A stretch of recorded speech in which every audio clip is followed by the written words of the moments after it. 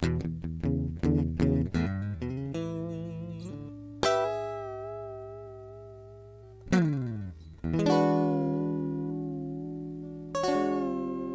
Internet world. You're in the Beat Sessions. I'm your host, Mitchell Weary.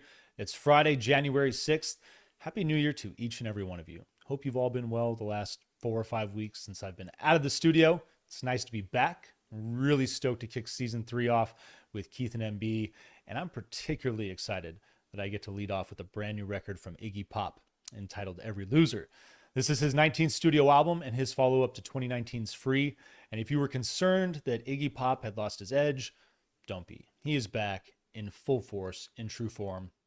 We're talking about Iggy Pop too, so frankly, I'd argue he'd never really lost that edge. But I know a lot of people that after the last 2 records, especially Post Pop Depression, very loungy, mellow affair, teaming up with Josh Homme on that record from Queens of the Stone Age. But I love that album. I thought it was a great record. Free, solid effort as well. Just doing something a little different. I don't think that Iggy was falling off or fading as a rock star. But if you thought that, I think your opinion is going to be changed after giving this thing a spin. It is ferocious. Teaming up with Andrew Watt, he's been so solid from a production standpoint recently. I absolutely love teaming up with him on this thing. And then just an A-list of rock stars that he's working with. Got Chad Smith of the Chili Peppers and Dave Navarro, Josh Klinghoffer, a couple former guitar players there. Working with Stone Gossard of Pearl Jam. He's featured on a couple songs. You got Taylor Hawkins showing up on this thing as well. It's pretty cool. Travis Barker, Duff McKagan of Guns N' Roses. Really just a ton of fun musicians celebrating the Godfather of punk. And it's like, I love that. We saw this a lot last year. People just finding themselves in this free creative space after a number of decades of doing a lot of great things, having a few missteps here and there. I think that that's ultimately what leads that place of kind of having it figured out. I think as far as what Iggy Pop does, what he brings to the table musically, he's got it figured out, and it's on full display on this record, and just a ton of fun. The energy at 75 from him, I just honestly, the man will be buried standing up. Like he is never going to lay down. I love that about him. And I love the energy lyrically, musically of this album, covering a lot of space. There's a lot of fun raw tracks, but Iggy's catalog, he's branched into so much territory over the years. So you definitely get an 80s drive in some of these tracks, a little bit of new wave flair, some of that pop flair that he's really solid at incorporating into his music. It's one of the things that I love about him and why I think he is considered the Godfather. He's one of those musicians that throughout the course of his career, I feel that he's demonstrated that you can take that pop sound or that punk sound, excuse me, and build on it, and incorporate so many other things into it, including pop, including new wave, including funk. He reminds me a lot of the Clash in that regard, and in the ability to take something that fundamentally is so basic and to make it his own, uniquely his own. And I love that the man is still around doing his thing, and I'm thankful for this record and the energy that it's bringing. And it's a great way to be able to kick off 2023. Starts with Frenzy. This is just a freaking excellent riff to kick the album off with. It hits hard right out of the gate. I love that about it as well. Hard edge, classic side of Iggy.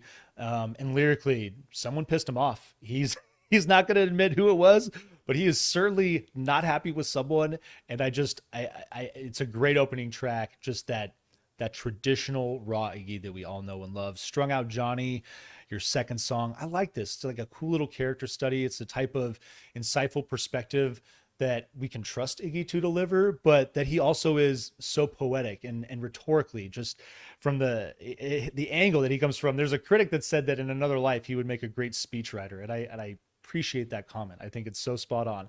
But this song, it's going to back things off a little bit, bringing in kind of that 80s style a bit, light synth, mid-tempo, a little bit of that pop flair. But it's a really cool song, and I like the contrast coming off the energy of Frenzy. New Atlantis, your third track, light piano and acoustic guitar. It's got this recitative vocal to lead things off with, kind of a barroom feel. But then the chorus hits. It's I love the energy and the shift there. Chad on the drums on this song, going to work on the cowbell a little bit on the track. It's got a great feel.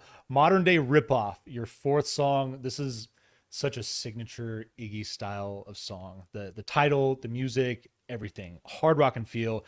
It just he's just so badass within this framework, and I love this song. It's not gonna blow your mind. It's not any crazy new territory, although the opening riff definitely reminds me a bit of TVI.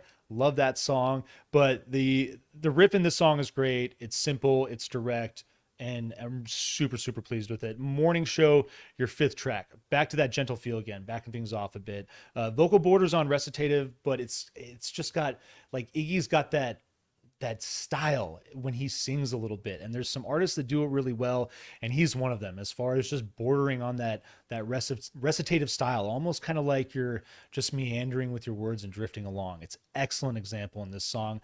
The News for Andy, that's an interlude, your sixth track. Lyric, all the interludes on this thing are, or both of them I should say anyway, are spoken word. The lyrics on that thing are funny. Definitely take a look at it. Neo Punk is your seventh song. Hell yes, bringing that energy. I love the punk flair, not overthinking it, that direct raw sound again. Love the way the chorus hits on this particular track. Believe Travis is on drums on that track as well. It just makes sense. It's definitely the type of song that he should be appearing on in this thing. All the way down is your eighth song. Really a big fan of this track as well. More of that sophisticated Iggy rock and roll feel. What I mean by that is incorporating more of those elements, a little bit of that pop flair, a little bit of that kind of like 80s style, a little bit of that, just a little bit of funk as well. There's so much that he did stylistically in the 80s that I love, while keeping that raw energy as well.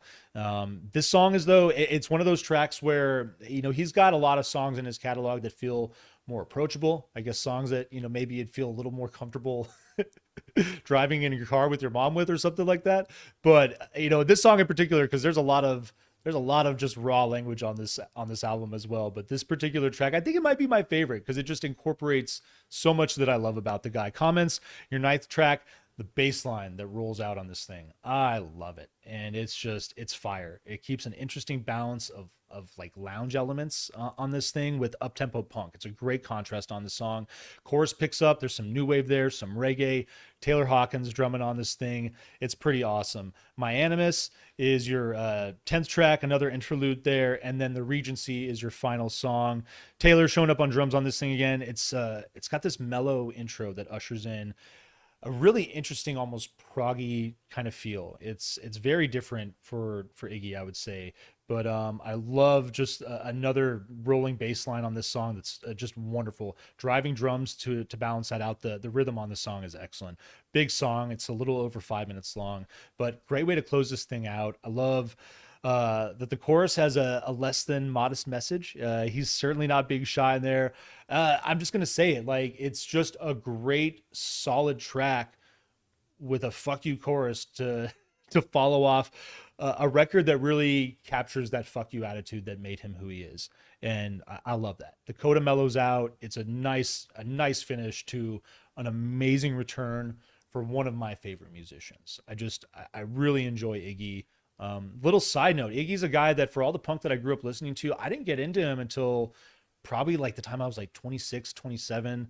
And I remember the first time I'd always heard the Stooges before, but the first time I really started like sitting down and digesting their music and just realizing where so much of what I was listening to already came from. And that's, I mean, I love the man. I cannot express it enough. I appreciate that he's still around doing his thing, delivering this record. A very solid vinyl, please, right out of the gate to start the year. Thrilled about this record. Hope you share my enthusiasm about it. Hope you find this review helpful as well. Please like this video, share it, subscribe to the channel, do all of the things to help Keith, MB, and I blow this thing up in 2023. Tune into the live show on Tuesday night at 9 p.m. Eastern Standard Time, and we will see you throughout the week for more album reviews. Stay tuned for more of those on the Beat Sessions. We'll see you next time.